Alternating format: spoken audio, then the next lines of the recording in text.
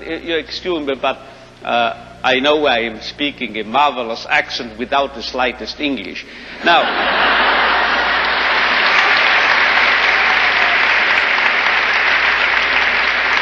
you know, you won't believe it. Gray hair, my age. I started taking flying lessons recently. Do you know what my flying instructor told me? If you are starting here, wish to get here, say east, heading for this, and you have a crosswind, you will drift and you will land here. So you have to do what we pilots call crabbing, he told me. C-R-A-B, crabbing. You have to head for north of this airfield, and you have to fly that way, you see, as if you headed in this direction. If you are heading here above this airfield, then you will actually land here. But if you head for here, you are landing here. This holds also for man, I would say. If we take man as he really is, we make him worse. But if we overestimate him,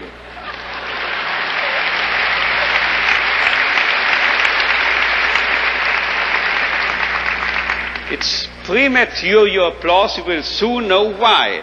If we seem to be idealists and are overestimating, overrating man, and looking at him that high, here above, you know what happens? We promote him to what he really can be. So we have to be idealists in a way, because then we'll wind up as the real realists. And you know who has said this? If we take man as he is, we make him worse. But if we take man as he should be, we make him capable of becoming what he can be. This was not my flight instructor, this was not me, this was Goethe. He said this verbally. And now you will understand why I, in one of my writings, once said, this is the most apt maxim and motto for any psychotherapeutic activity.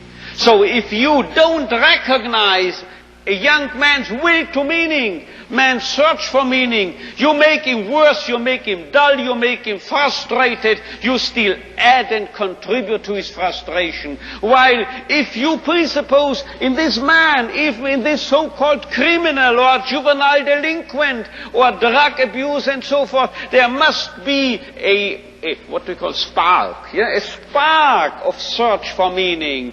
Let's recognize this, let's presuppose it, and then you will elicit it from him, and you will make him become what he in principle is capable of becoming.